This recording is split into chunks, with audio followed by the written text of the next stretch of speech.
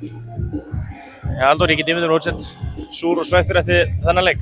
Já, þetta bara illa þreytt. Við erum komist í 3-2 aftur og við erum ekki nógu góðir í það. Ég veit ekki hvort við dettum bara langt niður eða hvað við gerum, en allavega eftir að komast aftur í 3-2 bara ekki nógu gott og illa lélegt hjá okkur öllum.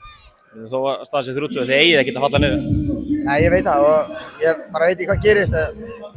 Bara lélegt og þeir skoru okkur kláfshorni og svo úr okkur aukaspyrnu og náðu okkur aftur í teginn og bara lélegt hjá okkur. Myndirðu ekki segja að þið bara lendi í þessari mós og geðviki sem í gangi þetta? Nei, ég veit ekki með það. Ég veit ekki hvað við gerum. Þetta alltaf bara lélegt hjá okkur og við þurfum eitthvað að skoða þetta aftur. Við vorum konir með leikinn og við þurfum að klára svo leikinn sem við konir í, sérstaklega 2-0. Þetta er bara ekki nóg gott. En eins og fyrir þig, ég meina, ekkert að verða þreytt að fá þessi 24 mörk í hver meistaraleik?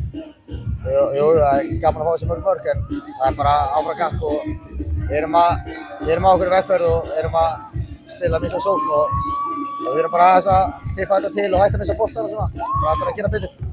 Stangi gerir ágætis grein daginn sem sýnir fram á það að þeir eru bæði með hæsta XG í deildinni og hæsta XG á okkur. Er þið bara sátt með það?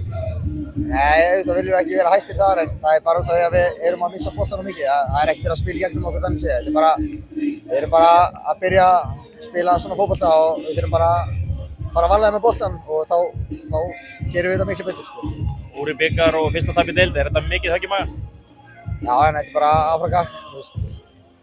Þetta er bara, já, eins og ég áfram gakk, bara leiltur á bikar, en eitt tapleikur, við bara bánsum back í næsta leik og vinnum næsta leik. Takk fyrir.